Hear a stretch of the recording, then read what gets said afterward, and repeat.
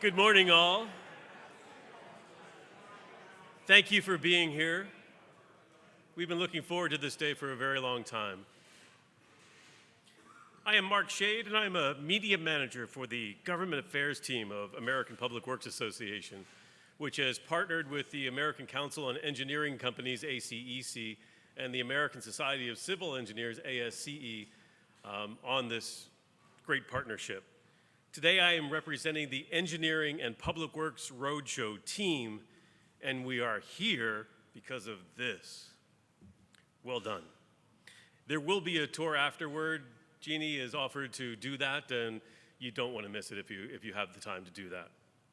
Each of you are here today because you played an important role in the restoration of the Main Street Station shed. APWA liked it so much, we honored it last year with a Historic Preservation Award. Shout outs to some specific folks before we start with our distinguished speakers. ACEC Board Chair, Art Barrett. Executive Director of ACEC Virginia, Nancy Israel. Paul Diggs, President, Geotechnical Services, South Schnabel Engineering, but this won't be the last time you hear his name. Alexis Bowles-Fryer, Community Outreach Representative with U.S. Senator Mark Warner. Charity Howell, District Director with Representative Jennifer McClellan. Thank you for being here. Richmond City Councilwoman Ann Francis Lambert. Bobby Vincent, Richmond DPW Director. Howard Caples, the President of APWA Mid-Atlantic Chapter. Denise Nelson, President-elect of that same chapter. Vic Crawford of ASCE Virginia. And Maria Zimmerman from the U.S. Department of Transportation. Thanks again. Appreciate it. One more note. Make sure you grab an Engineering and Public Works stress ball semi-tractor trailer. They're on your table, they're on here, but wherever it is you call home or office, take it home, take a picture of it, and hashtag it with Infrastructure Works. Let's see how much attention we get. All right, now let's go.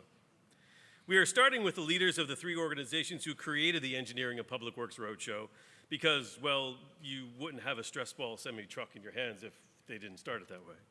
Brilliant idea.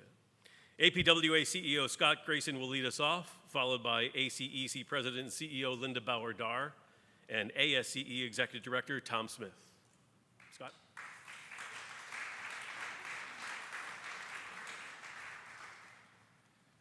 Thank you, Mark.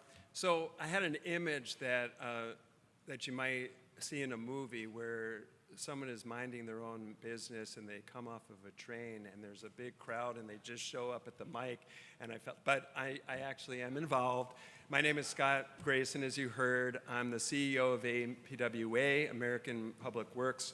And Mark's right. We, the three organizations met and we said we provide amazing awards, prestigious awards for amazing projects like you have right here, but we present them with peers, which is great, but the rest of America is unaware of what's actually happening. And especially in the area of public works, so much goes unnoticed. When you have clean water, when your snow is removed from your streets, everybody just expects it, but there's a lot of work that actually goes into that. And we want to spread that word about infrastructure, engineering, and also issues relating to workforce. We really want to encourage younger people to enter fields of engineering, public works as well. And as I thought about this project, I thought, has anybody ever heard of moonshot thinking? We sent a man to the moon, and it's dreaming about the impossible and ultimately coming up with solutions. And I had a ride in on the train last night, and I walked right in that entrance hi there, as everyone is entering in here, and immediately you're hit with this just really amazing project. And it's been described as the Eiffel Tower on the side, I think, and it actually is. And I walked in there, I said, wow, and not rehearsed at all. It just hits you. So what makes it moonshot thinking is the engineers, the architects, the people who work in public works, economic development, all met, all surveyed the public, residents sought input, elected leaders sought funding as well. And it was this amazing partnership of everybody coming together at once to create a really magnificent piece of infrastructure. So Mark said you have a lot of distinguished speakers. I'm not one of them, so I won't use up their time. And I want to invite Linda Dar from ACEC up here to greet you as well. Thank you.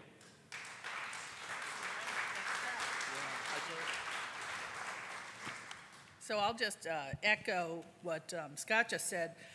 In a former life, I used to run the Short Line and Regional Railroad Association, so I've been to a few rail facilities, and I had the same reaction. I've never been here, and this is totally a wow. So congratulations to everybody involved, and you know, I'm just very hopeful that this is the kind of thing that will encourage people to ride the rails. We need more people riding railroads in this country, and this is a great way to entice them to do that.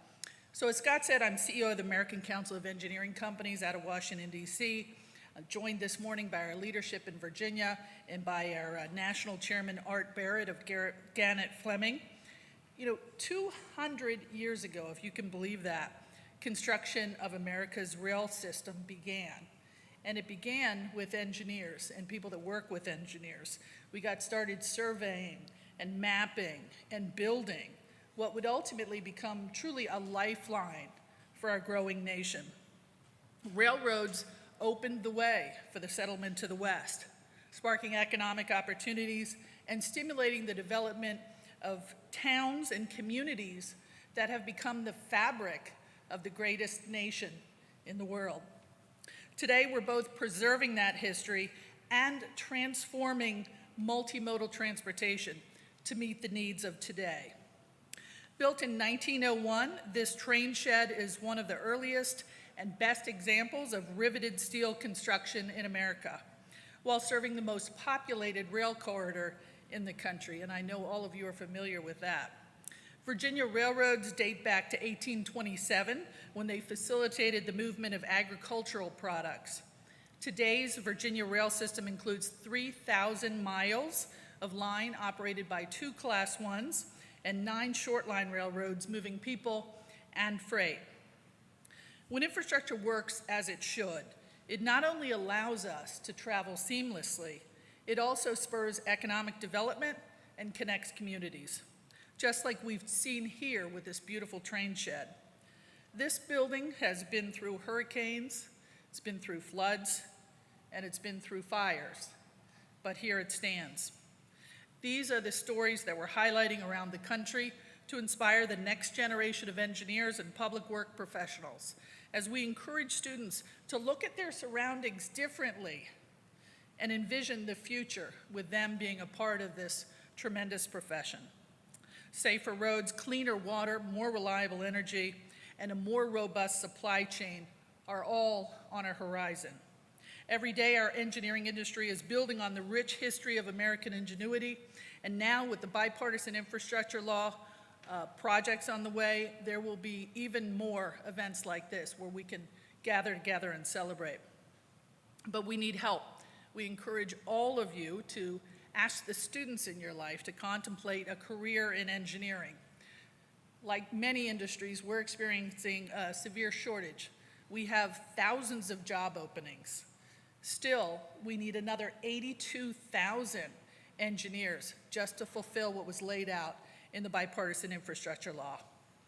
In addition to inspiring students, we're urging our leaders in Washington, Senator King? Yeah. To support policies that incentivize STEM education and immigration policies that bring talented foreign engineers back to the United States. And this is the kicker. This is where many of them earned their engineering degrees in the first place. And we urge Congress to continue support for the bipartisan infrastructure law so that projects like this one can continue to remind us of the great things that come from common sense investment in infrastructure that makes our lives better and reminds us of the history that made our nation great. So thank you again for joining us today to celebrate engineers and infrastructure that works for America. And with that, I'm going to introduce my colleague, Tom Smith, from the American Society of Civil Engineers.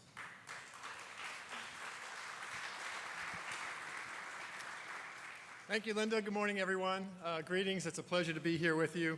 As the country becomes increasingly interconnected and the need for alternative transportation options grows, I'd like to commend the entire team that worked on this project. That includes Schnabel Engineering, our Department of Public Works here in Richmond, the architects and engineers, and the entire team that worked on this.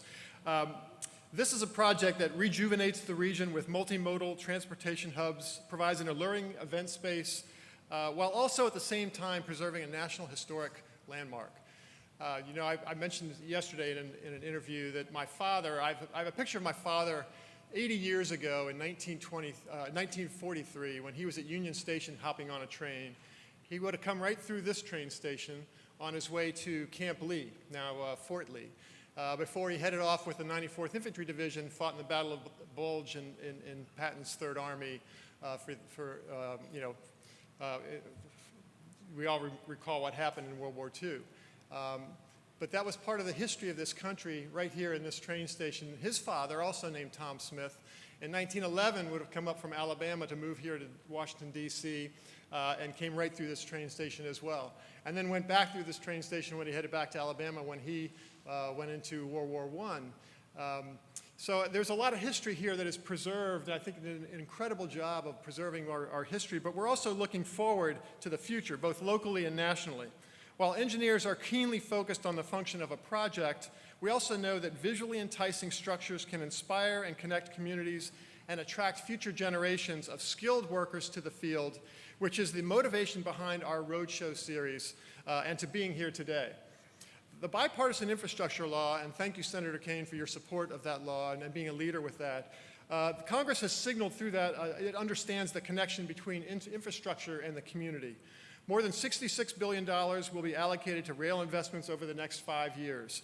The funding can go toward adding passenger rail service, modernizing train stations like the one that we're in, and improving public safety. For example, the bipartisan infrastructure law also provided Arthur Ashe Boulevard Bridge just 4 miles down the road with $18 million last year.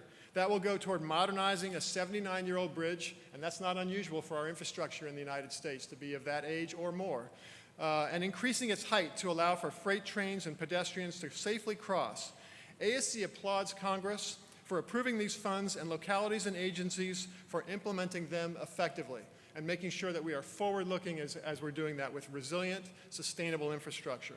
Although this new funding has the power to transform America, it can only realize its full potential with the help of skilled public work professionals and civil engineers. And as you heard Linda reference, there certainly is a shortage there, and we need to make sure that we are attracting folks into engineering and public works professions, because these are really creative, forward-looking professions that truly make a difference.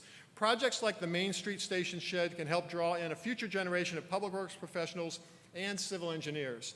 Recent studies have shown that a growing number of young adults prioritize careers when they can have a positive impact on their communities, when they can make a difference. And that is what making transportation easier for families and workers, facilitating economic activity, preserving our historical heritage. Those are things that make a difference that you can do through civil engineering, and this project helps to showcase that. Seeing something that stands the test of time, enhances the beauty of a city, can lure students and young professionals into the world of STEM so that they too can one day say that they contributed to an iconic building like this, to shaping their community and serving current and future generations. Thank you very much.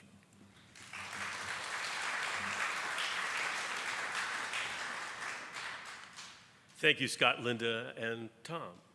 We think most of you have known this man for quite a while. City councilman, mayor, lieutenant governor, governor number 70, and now United States Senator. Thank you for being with us, Senator Tim Kaine.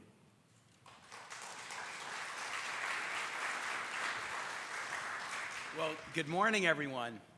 And it is a good morning, and I want to thank everyone who's come to do this roadshow in a place I love very much. So to the organizations that are traveling the country, emphasizing the transformative infrastructure investments we're now making, but also emphasizing the need to attract and train the next generation.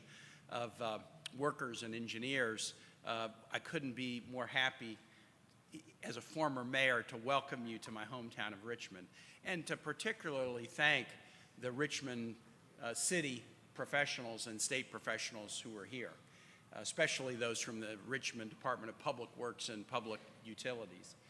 I want to give you a little personal history, Tim Kaine's connection to this. I want to talk a little bit about the infrastructure investments that we're now making at the federal level. And then finally, I want to respond to what I've heard from the organizations about the need to focus on training our next generation of infrastructure professionals. Personal connection.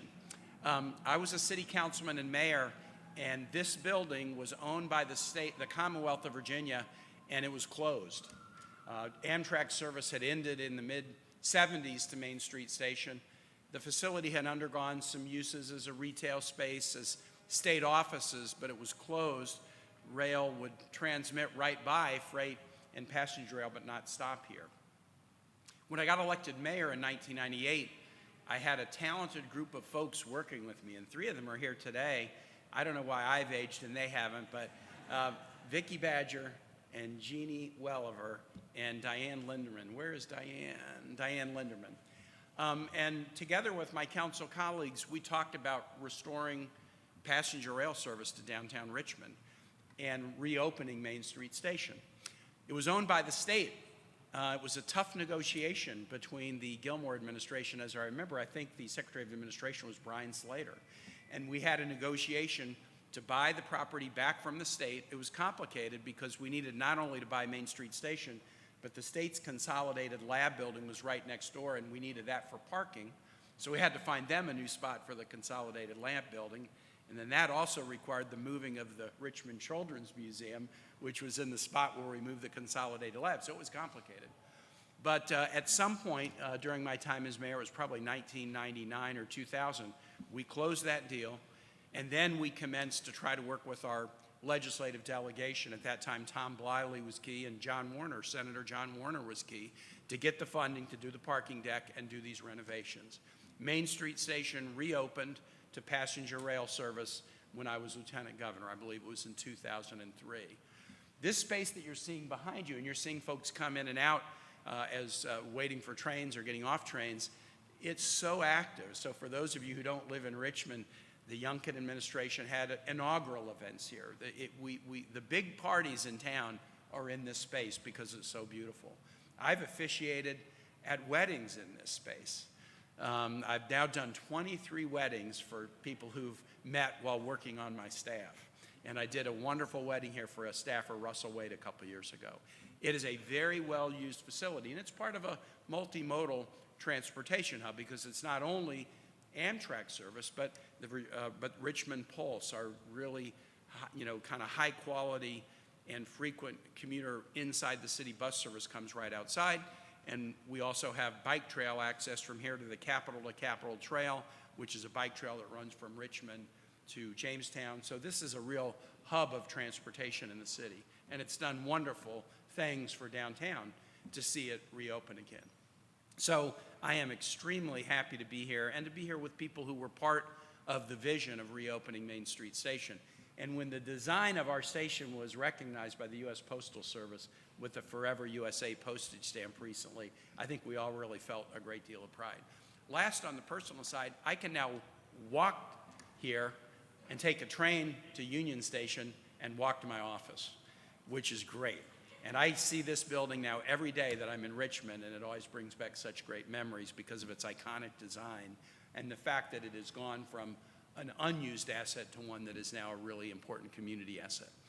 We are in a golden age of infrastructure, at least in terms of funding. And it's not just the infrastructure bill. In the last few years, monies that we voted on in the American Rescue Plan, which went to both states and localities because those were one-time dollars, were heavily used around Virginia for infrastructure projects, including one that's just about 6 blocks from here, improving the city's combined sewer overflow system to protect the James River.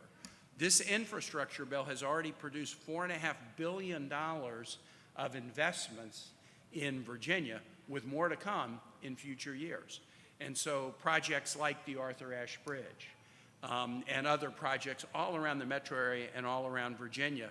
Airport, road, rail, power grid, all of these are being advanced by the infrastructure bill. In the Inflation Reduction Act, there is money in that for advancing on clean energy, including investments in power grid and clean energy architecture. In the CHIPS and Manufacturing Act, there is investment funds to spur American manufacturing, a little bit different from infrastructure, but some of the same kinds of workers and engineers we might want are affected by that investment as well. And finally, the return of congressionally directed expenditures, which we used to call earmarks in the federal omnibus, gives House members and senators the ability to direct spending to key projects, including infrastructure projects like the planning for the replacement of the Mayo Bridge, which we can almost see here, 14th Street.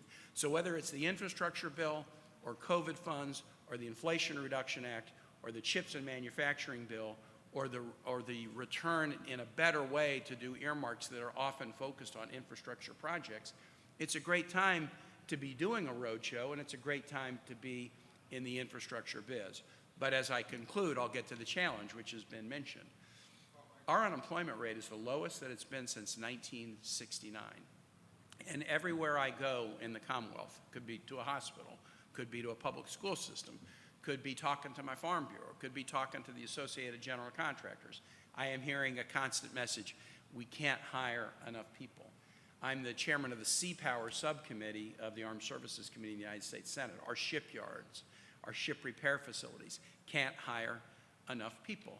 What a shame it would be that just as we decide to make a transformative investment in accelerating and innovating to a better infrastructure future, that we wouldn't have the workers and professionals to do the work. We were short workers before we did the infrastructure bill. Who's going to build this? We were short workers before we did the manufacturing bill. Who's going to have those jobs? And so I accept the challenge that you've laid on the table today. In addition to my service on the Foreign Relations and Armed Services Committee, I'm also on the Health, Education, Labor, Pension Committee. So the education and workforce needs of our Virginia and national economy are squarely within the committee on which I serve. And on the Help Committee, I'm the chairman of the Career and Technical Education Caucus. For too long in the nation, we've preached that only college matters after high school. That's wrong. We've set up policies like Pell Grants, but then limited Pell Grants to college degree acquisition, but walled them off so they can't be used for high-quality career and technical education. That's foolish. And so I'm working together with a bipartisan group of colleagues to expand Pell Grant eligibility so that it can be used for high-quality career and technical education. Part of the answer to the workforce challenge that you so accurately described is going to be better acquisition of skills, more financial aid for those who want to go into fields that would include infrastructure or manufacturing. That's part of the answer, but that won't solve it completely. We do have to do immigration reform. We have not done immigration reform in a comprehensive way since 1986. We've got to do it. We've got to make it focused on workforce, and I can tell you in the Senate, discussions that we had an immigration reform bill that was very bipartisan in 2013, but at that point we couldn't get the House to act. They say the same thing about the Senate all the time too, that they pass bills and we won't act on them. But since that effort, which we got very close to success on, there has been a politics around immigration that's made it tough. But what I see in the Senate now, among my colleagues, bipartisan colleagues, is the low unemployment rate and the clear cries for help of organizations like yours is sort of opening up a discussion again about immigration reform. So it's going to take a lot of strategies, better skills acquisition, but also we're going to have to do an immigration reform bill, as was pointed out, to let folks come to this country and get degrees that would make them the infrastructure engineers of the future, but then make it hard for them to stay. What a self-inflicted wound. If people want to get a degree here and go back home, that's fine too. But if they want to stay here, we shouldn't put up a wall and make it hard for them to do that.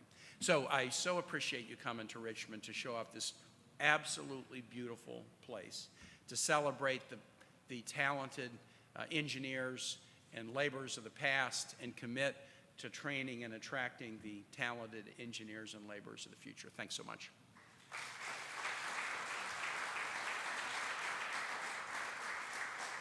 Thank you, Senator Kane.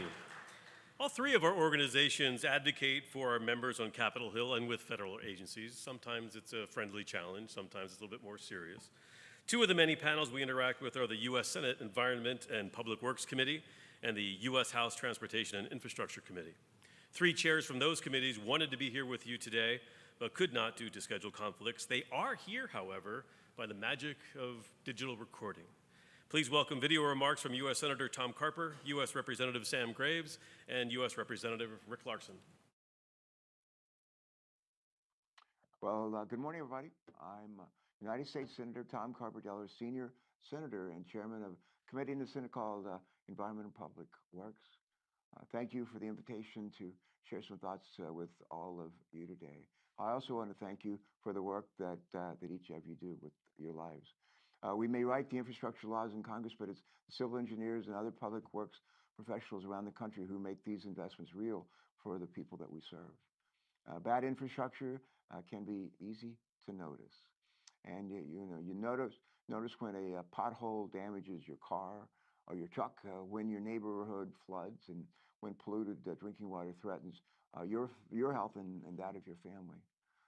For years, these problems have impacted far too many communities due to a lack of investment in our nation's infrastructure. You know that, I know that. And as many of you probably know, the American Society of Civil Engineers offers an honest assessment of where our infrastructure stands every 4 years. In the 2021 report card, America's infrastructure received a grade of C-, not C+, not C, C-. Unfortunately, we're working to change that, and we're off to a good start. Thanks to President Biden's leadership, last Congress, we were able to pass, as I think you all know, the bipartisan infrastructure law, a once-in-a-generation investment in our nation's infrastructure writ large. The bipartisan infrastructure law includes historic investments for our roads, for our highways, for our bridges, for mass transit, for ports, for airports, for drinking water, wastewater, sanitation, broadband deployment, and the list goes on and on and on. And thanks to our historic bipartisan investments, we are rebuilding our infrastructure for the future and creating good-paying jobs across our nation at the same time.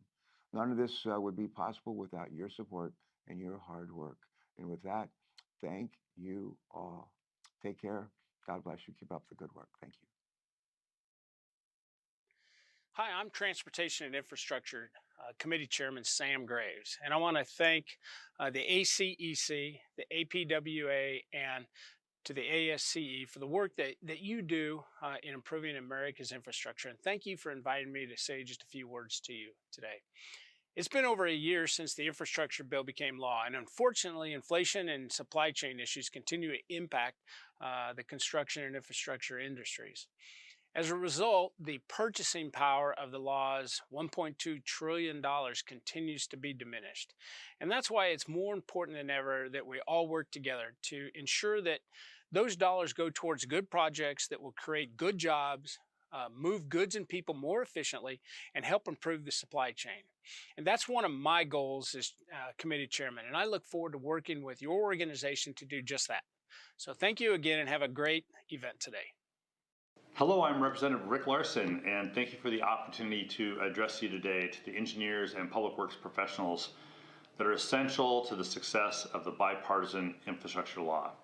16 months ago, Congress passed and the President signed the BIL to invest $660 billion over the next 5 years in cleaner, greener, safer, and more accessible transportation while creating good-paying jobs that we cannot outsource. What we have seen is that the communities across the country have been eager to do just that, to invest in transportation. In the first year alone, the Biden administration announced funding for 6,900 projects in over 4,000 places nationwide for roads, bridges, rail, ferries, ports, and safety and other infrastructure needs. These investments are paying off, spurring economic growth and creating jobs as we build and modernize our infrastructure all across the United States. In Richmond, this year's Roadshow host city, More than $760,000 in BIL funding will help improve traffic flow while enhancing safety for all users, including pedestrians and cyclists, through the Safer Streets for All program. More than $6.8 million in BIL funding will improve infrastructure at Richmond International Airport.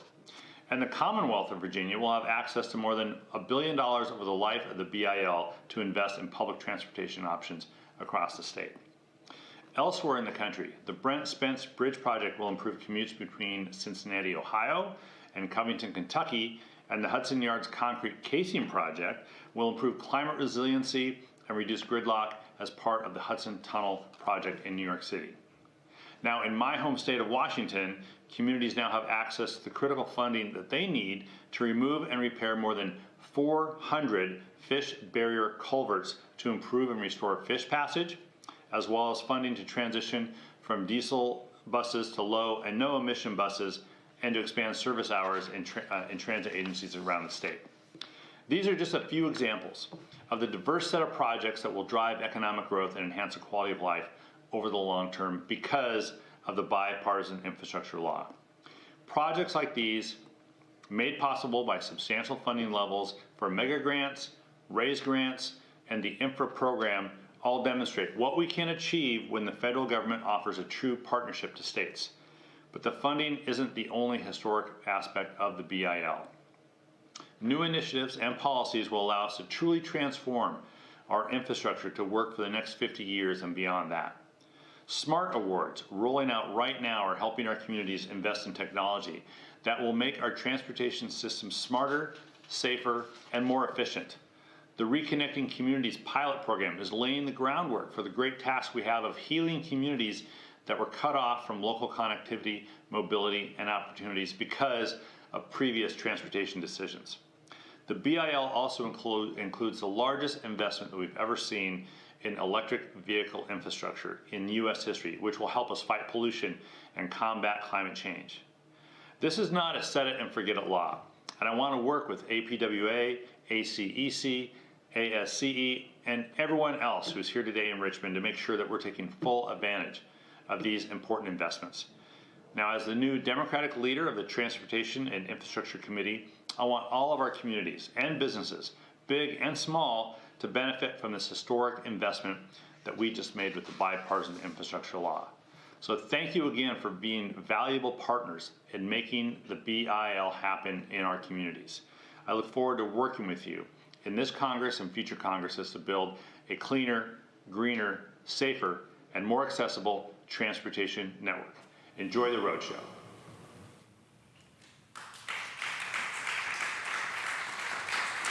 Thank you, gentlemen. Andrea Eels, APWA's Director of Government and Public Affairs, visited Main Street Station with me in January to meet Crystal Lowry and to site visit for this event, which we were planning for February 7th, but then a State of the Union showed up, so we thought, well, let's keep the train in the station, so to speak. So we did that. But we did get to meet the next person you will hear from, and it's one of the rare times you can say this person has been here from the beginning and is still happy about it. Please welcome City of Richmond Architectural Design and Construction Project Manager, Jeannie Welliver.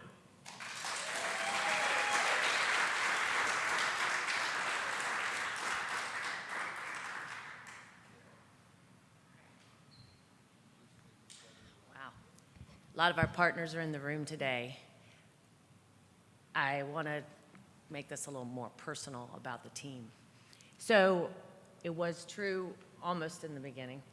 This project wasn't a project that we received a capital budget. Here's your funding. Here's your concept. Go at it. This was a project that was a dream of Vicki Badger. I was grateful to join you along the way. I always said I wanted this to look like the Eiffel Tower on its side. I used to take pictures of it in high school, escaping English lit, because I didn't want to read that big fat book and probably couldn't get through it because of my ADD. So I asked my teacher if I could come down and take pictures of the city and many of these, farmers market, some of the vendors that were there that day. When I got my job as an architect for the city, it was from Don Charles, who believed in me. and said, just remember, these projects are not about bricks and mortar, they are about relationships. And they have been. We have been a family, and everyone says, I'm passionate about this project. Oh, yeah, it's personal, and it's been personal to all of us. Paul Diggs' company had to watch paint dry through this project because we wanted the paint to be perfect. The building had to be perfect. Fred Hopkins had to deal with me, SMBW Architects, on a daily basis. God bless you. Hani Hassan is here today. He worked on Grand Central Terminal with Jackie Onassis, and I appreciate you being here. He was our preservation architect to steer that. John Locker, Kurt Scott, Taylor and Parrish, the best, in my opinion, construction managers in this whole region. They loved this building as much as I do and as much as Vicki does, and Hanny and Fred. This is amazing. And David Parrish is taking pictures. He's right here. He took this picture of this project. The press, for some reason, I know the reasons, didn't give this a lot of fanfare in the RTD. So my Facebook page looks like a Main Street Station Facebook page, just because I'm like, well, we're going to do something about it. So we invited all of our amateur photographers, professional photographers through the construction process so they could get a glimpse. And the pictures they came up with are phenomenal. They're on our website. There's a little video of all of those put together. And David came back one night and took this. This project is very different if the lights were off. Our whole team wanted to go back to 1901, take her back to 1901. Heavy timbered roof, restore the steel, which is really what's left in the shed from 1901, leave her alone, and just let her be a rock star with the lights and the glass. First and foremost, it's a train station. We're excited for the Southeast Corridor to connect here, our trains to Florida. Jennifer Mitchell is part of that with the FRA, and a lot of the team members. Corey Hill is here. Thank you for everything. Chip Badger, past director of DRPT, Vicki's husband. But I want to tell you why I have everyone's attention, a story I've never told. This building was built by people, and we're just people. We didn't want to fumble. It was scary at times. It's the citizens' magnificent structure, not ours.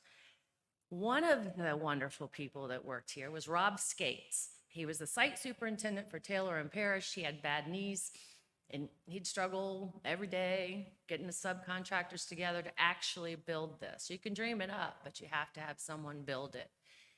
Rob's knees were getting worse. The project had some delays along the way. And at the end of the project, before we opened the shed, and we hadn't secured the funding, we hadn't secured the funding for the site work yet. It was still to come, and it looked like a mess. This was happening, events were going crazy, and our site work looked like a mess. So Rob Skates, after the station was done, the train shed, he got his knees fixed because he'd been laying down on the ground every day at work in this train shed, directing the contractors to finish it up. And he got his knees fixed around November, I believe, and he came back taller. He was like 2 inches taller, and he's like, oh my God, Rob. He was walking around so proud, and then he said a couple times, my stomach really does hurt. Ugh. He was gone by summer. So I went to his bedside probably the day before he passed away, and I took him this picture for his room. And Rob said to me, you better get that site work done, please. So we did. And then once we got that done, we applied to the APWA, 20 pages. I used every page.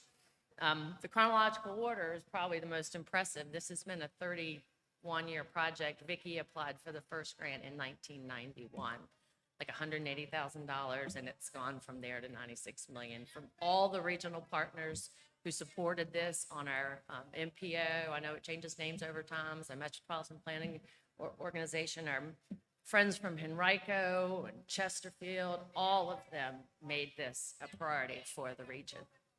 So this is a dedication also to Rob Skates, who will never be with us any longer, but he actually built Main Street Station On our website, it says railroad stations were a declaration, a statement to the world of a city's worth. And I think this represents that. Thank you, APWA. This is a huge honor. Thank you.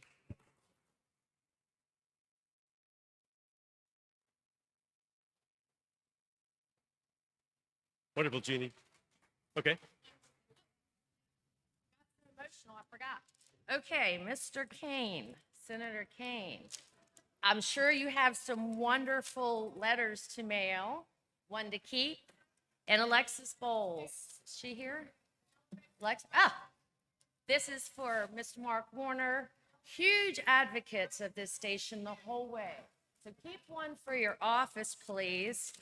And make sure you put the Main Street Station on your most important correspondence. But this is the stamp. You get a sheet of all of the 5 that were honored, but please use them strategically. Thank you.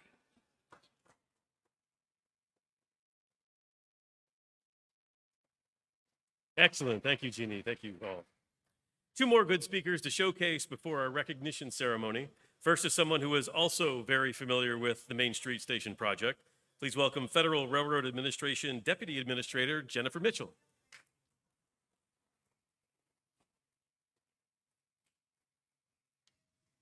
So this is such a great honor for me to be here today, too. How perfect is that? So yeah, this is a little bit personal for me, too, and I was director of DRPT before this. I think I had the opportunity to sign a couple grants for this, as well as I was very proud to be able to sign the environmental impact statement called for DC to RVA that established Main Street Station as the downtown main downtown station for Richmond to Washington, D.C. rail. So that was a big honor for me, too. I'm now here with greetings as well from Secretary Buttigieg, Deputy Secretary Trottenberg, Administrator Bose, to talk a little bit about just the major investments in infrastructure that we're making. And there's really no better place to do that here than in Virginia, because we know that investments in infrastructure lead to good things for public works professionals, and we definitely appreciate the dedication to your craft for ACEC, APWA, and ASCE, who all contribute to building and maintaining a safe and modern transportation network. We respect the roles you play, and we know how much you ensure that transportation is safe for travelers and commuters. And I would be remiss not to just mention as well that since the incident, a very unfortunate incident in East Palestine, we have been refocused on safety more than ever. And we know that many of the infrastructure investments that we'll be making through the bipartisan infrastructure law are going to contribute to the safety of our rail network going forward. So now we talked a little bit about the $66 billion that FRA will be administering for implementing this program. That's going to go towards rebuilding the Northeast Corridor, which all of the trains that will be coming through here will eventually be using those investments through to New York and to Boston. That'll also be expanding passenger rail around the country. We'll be making strategic investments in freight transportation, investments that will be improving our supply chain. So just as a matter of comparison, last year we allocated $368 million in grants through our CRISI program, which is primarily for freight projects, and then $233 million through our federal state partnership program. This year, we'll be allocating $1.4 billion in CRISI grants and $11.3 billion in federal state partnership grants as well. So we're very thrilled, and Senator Kane, thank you as well for your support for the infrastructure bill too. Just a few days, we're going to start reviewing applications for our Corridor ID program, which is literally going to create the map for new passenger rail investments across the country. We'll also be releasing our Interstate Compacts program, which is designed to create that long-term governance for framework for passenger rail across multiple states in the future. So all of our investments go towards safety, efficiency, and reliability while getting people to where they want to be. So in total, FRA is going to make billions more in funding available across our grant programs and to Amtrak this year. I believe I see our partners from Amtrak in the house now. And the Biden-Harris administration is investing in a 21st century rail system that is long overdue in this country. These efforts are also aimed at protecting the thousands of workers who are building, maintaining, and operating the rail system, and we are ensuring that their concerns are being heard and addressed. From all of us on the FRA team, we look forward to working together, and thank you again for having me for this event.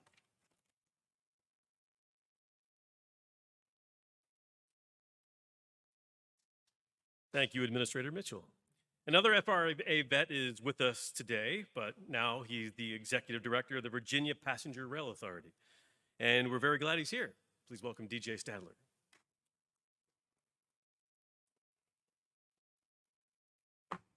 Good morning. Thank you all for being here this morning. It's a thrill to be here to celebrate this station. They say that whenever you have a problem, the way to solve it is to surround yourself with great engineers. Well, this morning, as I was walking up to the station, I said to myself, I've got a problem. I've got 3 minutes to speak, and I've got about 5 minutes of material. How am I going to solve this problem? Well, thankfully, I'm surrounded by engineers. I was going to talk about the fact that the station was built over 100 years ago, and floods and rain and fire. Well, thank you, Linda, for that. I also wanted to talk about the fact that service stopped in the 70s, came back in the 90s. Thank you, Senator, much appreciated. Wanted to talk about the fact that it's important to have multimodal. We've got the Pulse here, we've got the, oh, you said that too. Okay, thank you very much. But I can still share that we're excited that this station has been honored on a postage stamp. Thank you, Jeannie. 3 minutes, thank you, engineers.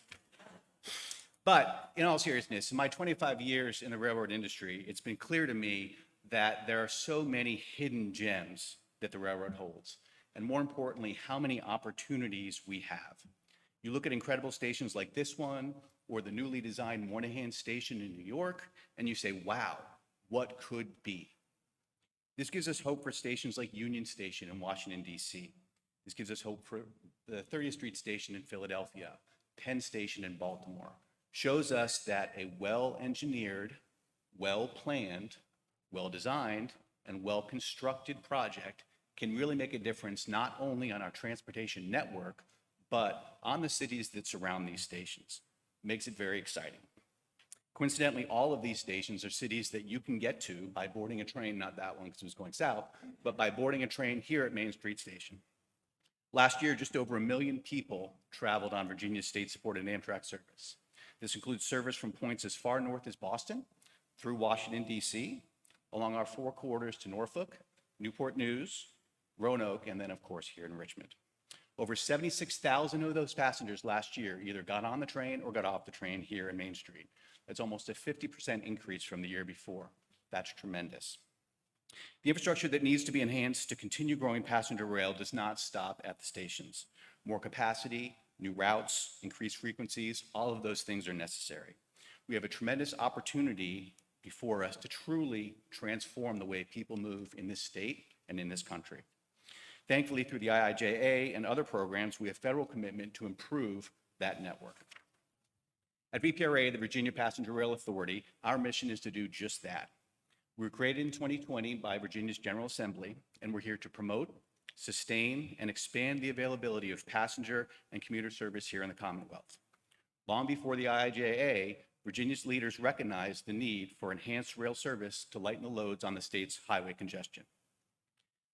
Virginia's leaders like Deputy Administrator Jennifer Mitchell, I might point out. To address that congestion, Virginia has directed billions, literally billions of dollars to infrastructure between now and 2030. Lay new tracks, build bridges, add service. Yes, we are building a bridge, the new $2.2 billion long bridge crossing the Potomac between Virginia and DC. Really gets rid of the bottleneck not only between DC and Virginia, but between the Northeast and the South. The place is at 98% congestion now during peak hours. We're adding a bridge there that not only will take passenger trains across the river, but also bikes and pedestrians on a separate pedestrian bike bridge, again, emphasizing multimodal. Our portfolio of investments will improve the infrastructure along the corridor between DC and Richmond, increasing reliability, adding capacity for both passengers and for freight. We're also doing work here in Richmond to reduce the amount of time it takes to travel between Main Street Station and Staples Mill. That train that just came in here left a station about 7 miles away 20 minutes ago. It shouldn't take that long to travel by train. This is all in addition to our work with the state of North Carolina to develop high-performance rail service between Raleigh and Richmond, and also our work in Southwest Virginia to extend passenger service beyond Roanoke out to the New River Valley. We can't do this alone. It's going to take a lot of work from a lot of partners. It's going to take significant investment above and beyond what Virginia has already committed to these projects. All tracks going north or south go through Virginia. Main Street Station is key not only to rail service in Virginia, but to rail service beyond Virginia. Again, I thank you all for honoring the station. Thank you all for celebrating the good work that was done here, and I look forward to seeing you all on train.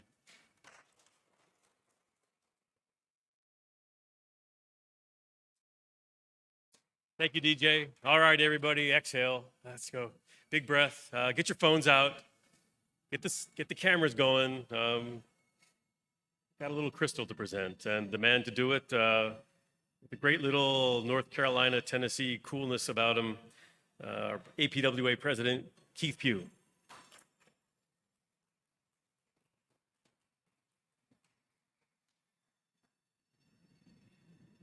How appropriate. It's nice to see the station back in service. So good morning, and what a morning it is. Thank you, Senator Tim Kaine, and all who spent this past hour with us here today. Your leadership, your vision is truly inspiring on this project. I, for one, cannot wait to see where the Main Street Station shed takes Richmond. I have served on the Project of the Year Committee for APWA. I have read hundreds of award submittals. I did not serve on the selection committee during this one, but I can tell you without hesitation, there were plenty of qualified, wonderful, fantastic projects that were submitted for that award with people as passionate as you and the other folks who worked on this, submitting those projects for awards. And for you to win is truly, it is an honor, and I don't know that I can say that enough. Well, it is my job to bring the train into the station, so to speak. So as an engineer, I get excited about that. I'm not that kind of engineer. Civil engineer and a railroad engineer, two different things. But before we leave here with smiles on our faces, and the Engineering and Public Works Roadshow wants to recognize those folks that have had a hand in this project from the very beginning, or very close to the very beginning. So if Senator Kaine, if you would come up to the stage and join me. We are calling this group the Main Street Station Train Shed Revitalization Team. So Victoria Badger, City of Richmond Transportation Principal Planner, if you would come up. Jeannie Welliver, City of Richmond Architectural Design and Construction Project Manager. Hani Hassan, Buyer Blinder Bell, Historic Preservation Architect. Fred Hopkins, SMWB Architects, the project architect. John Locker, Taylor and Parrish Construction Project Manager. Kurt Scott, Taylor and Parrish Construction Field Project Manager, and in memory of Rob Skates with Taylor and Parrish Construction Site Superintendent. Paul Diggs, please join us.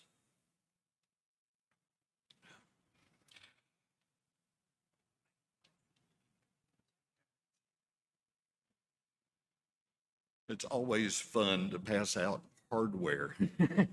And I think we all enjoy this.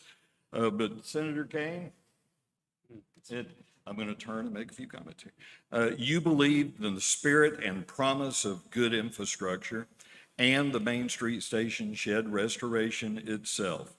And we present you with the first plaque recognizing engineering and public works excellence. Thank you so much. Thank you.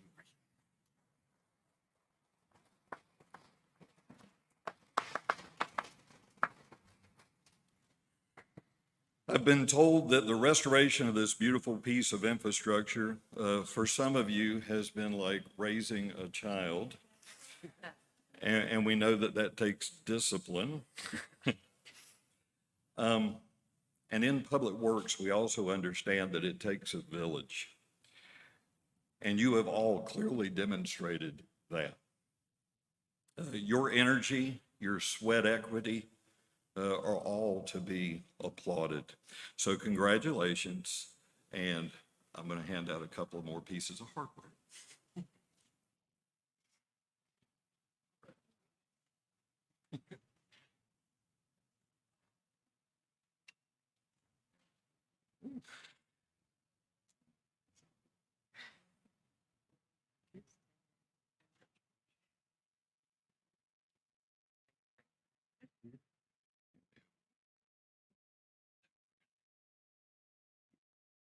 And Senator Kane, if you would come back up, I would ask the representatives of ASCE and ACEC to join us as well.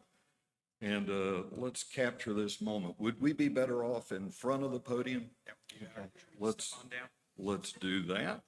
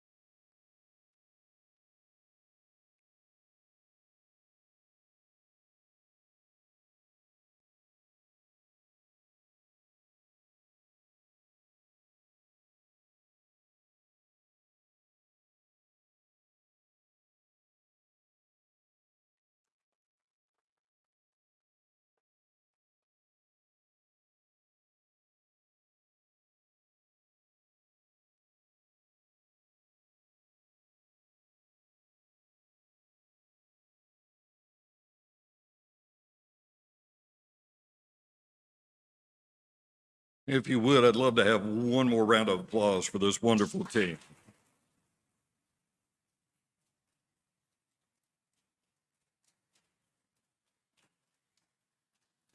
I have personally been involved in infrastructure my entire career, which started in 1988.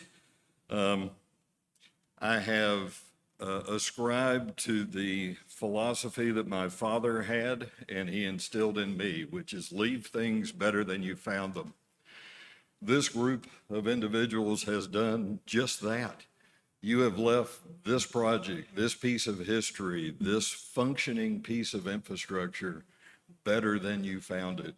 And that is just a wonderful thing. That's what we all ascribe to do every day.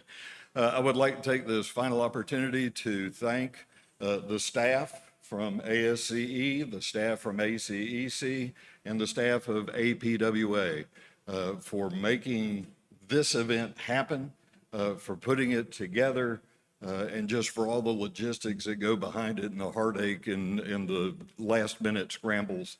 I do certainly appreciate you doing that. I will invite you to stick around, take the tour of this facility. I'm sure information will come out that you would never know otherwise. But we do thank each and every one of you for being here. And again, thank you, ASCE, ACEC, and my fellow family at APWA. Thank you.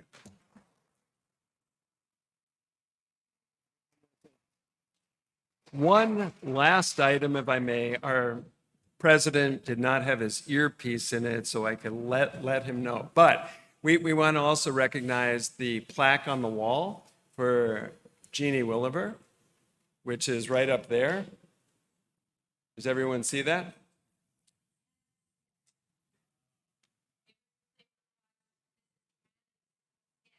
Oh, I see. It's the sketch. You want to come up? Yeah. It's a beautiful plaque. We had many meetings to come to this point. And in one of those meetings, Hanny was etching a little sketch of the Main Street station. And we just looked over his shoulder. It was like, wow, this is wonderful. This is great. So long ago when I retired, which was 7 years ago, Hanny and I wanted to do something for Jeannie. So we were trying to figure out how to do this, which is just, you can't thank someone who's done all that she's done. And I'll get emotional. So anyway, so we got the plaque together. It just went up, I guess, a week or so ago. But Jeannie will always be here in the station. One day, hopefully, she will get the opportunity to retire.